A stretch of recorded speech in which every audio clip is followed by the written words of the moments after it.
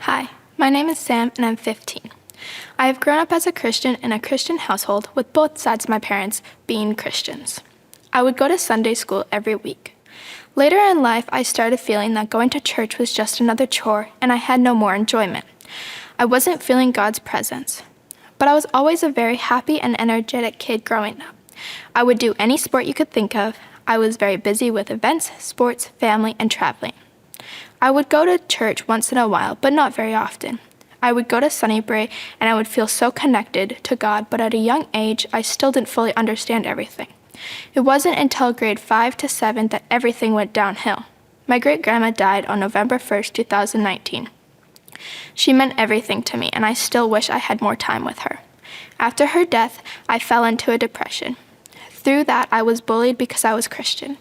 I made good friendship with girls that I thought were very nice. Soon enough, they turned on me and even admitted to me that they used me for grades. They would once in a while beat me up. I was too scared to tell anyone as I thought they might do more. I would cover up my story with just falling. In grade 7, I totally lost all connection with God. I couldn't feel his presence. I would often question him, and I would rarely pray, only at dinner. Later that year, my parents got a divorce, and it was hard for me and my younger brother. I tried to put on a brave face and tried to comfort Brady through the divorce. I was angry at my parents for getting divorced, and I also thought it was because of me. When I started high school, my mental health got horrible. My anxiety was always through the roof, and later in grade 8, I became depressed once again.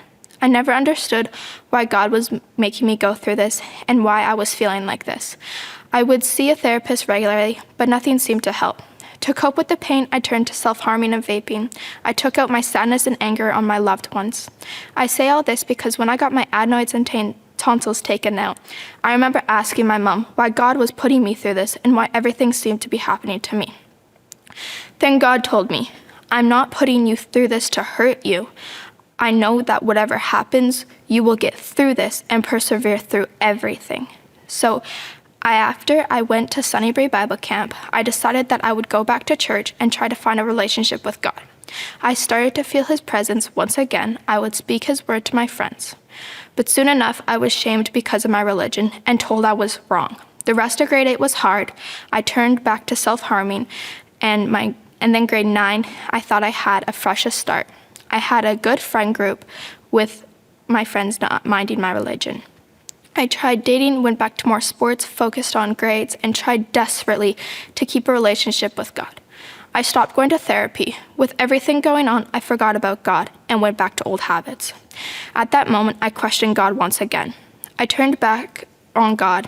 I kept going to youth, but some days I would just make an excuse to miss it because I didn't see a point on hearing that God was there and he will help us when I felt so alone. God spoke to me. I finally felt his presence through going back to youth and talking to my family. I listened to his message. I still struggle with my mental health, but now instead of turning away from God in pain, I turn to God and lean on him. I realized that God never left me. I just chose not to accept him because of my pain. Every time I turned away from God, he was there. He stayed. Deuteronomy 31:8 says, "The Lord himself goes before you, and he will be with you. He will never leave or nor forsake you. Do not be afraid, do not be discouraged." This is a daily reminder to me that God is with us through the best and worst times of our life. God has a plan for us. Today, I am devoting my life to God, knowing that yes, there will be good days, but God will be there for us. He will always have a shoulder for us to cry on. I still have a lot of growing with God, but I know that God is with me through thick and thin.